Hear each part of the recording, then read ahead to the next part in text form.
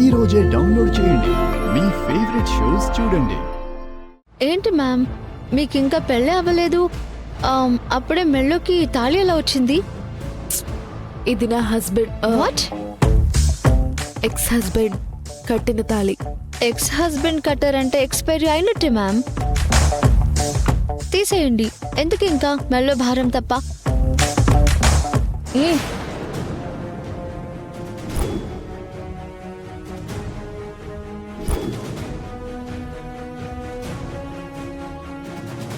తీయద్దని చెప్పానా?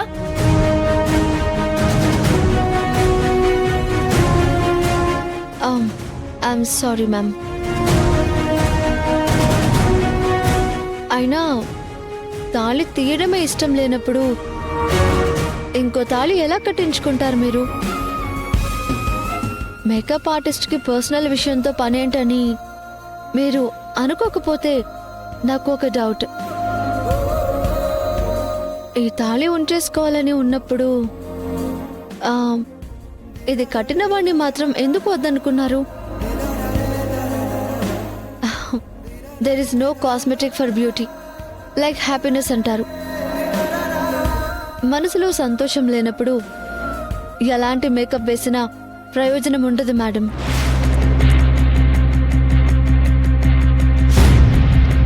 అసలు మీ ఇద్దరి మధ్య ఏం జరిగింది మేడం?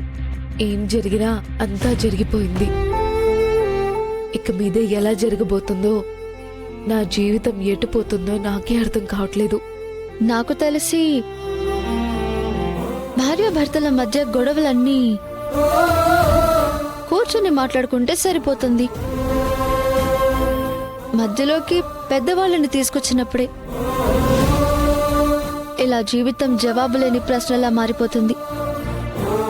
అవును, తను నేను కూర్చొని మాట్లాడుకుంటే పోయేది.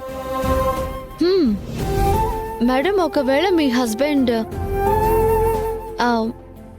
సారీ మీ ఎక్స్ హస్బెండ్ మీ ఎదురుగా వచ్చి నించుంటే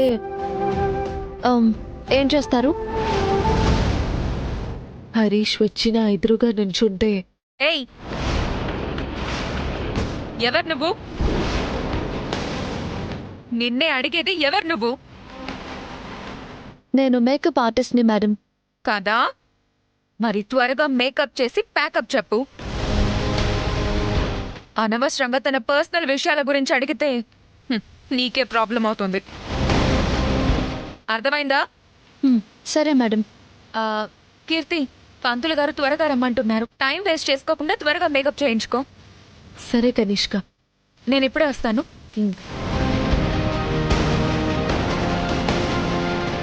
లెట్స్ స్టార్ట్.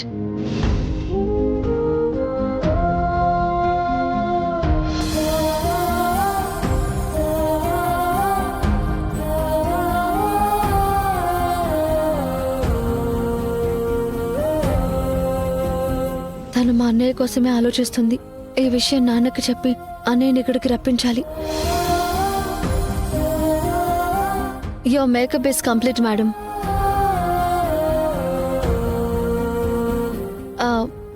హే రిషి, ఇవన్నీ ప్యాక్ చేయి, నేను ఇప్పుడే వస్తాను. Okay madam. Bye ma'am.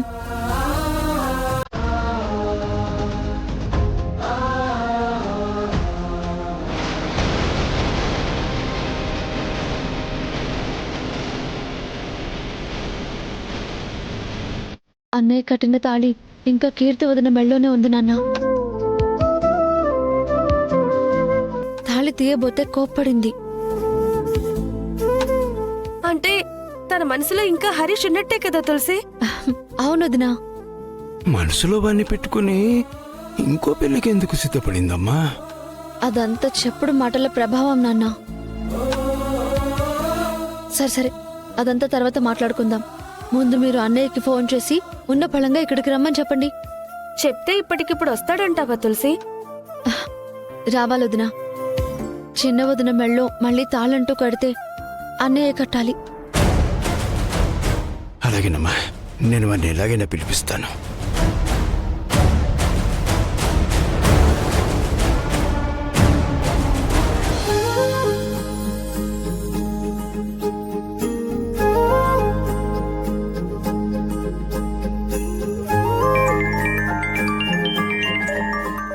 ఏంటి తులసి ఫోన్ చేస్తుంది?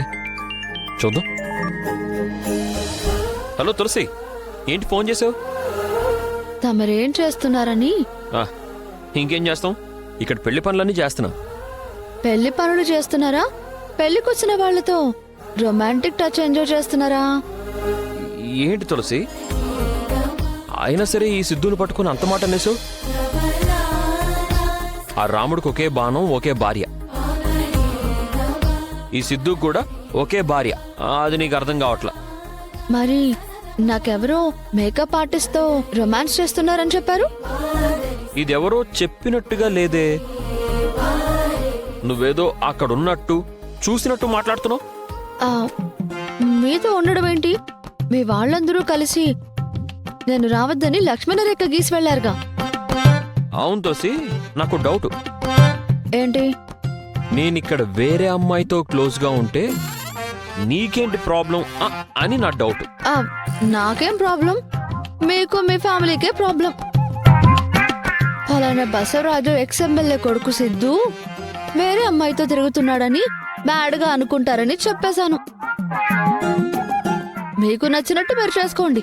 ఏ తులసి తులసి కట్ చెక్.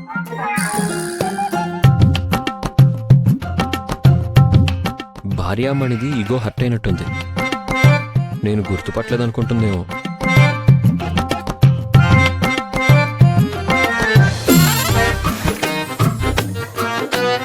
నేనింకా ఇక్కడే ఉంటే పక్కన నా పెళ్ళి ఆగిపోతుంది. పైగా నన్ను మోసగాడు పారిపోయాడు అనుకునే ప్రమాదం కూడా ఉంది. దాహం. సారీ బ్రదర్స్, మిమ్మల్ని డిస్టర్బ్ చేస్తున్నాను. చాలా దాహంగా ఉంది. కొంచెం వాటర్ ఇస్తారా? సరే తెస్తానుండు. భయ్యా, రమేష్ భయ్యా, రేయ్ వాటర్ కోసం వెళ్ళాడు కదా, తెచ్చేదాకా ఆగలేవా? నేను పిలిచింది వాటర్ కోసం కాదు భయ్యా. ఇక్కడ చాలా దురదగా ఉంది. అయితే గోక్కో, అది కూడా నాకు చెప్పాలా? నా చేతులు కట్టేశారు కదా భయ్యా, ఎలా గోక్కోను? కొంచెం వచ్చి గోకుతావా భయ్యా? ఏంటి, నేను నిన్ను గోకాలా? తప్పుగా అనుకోకు భయ్యా, కావాలంటే నేను మళ్ళీ నీ గోకుతా. ఏ ఛ! ఏ నీ సోదాపు ఎక్కడా? ఇదిగో ఇక్కడ వెనకాల. ఇక్కడ ఆ, ఇక్కడ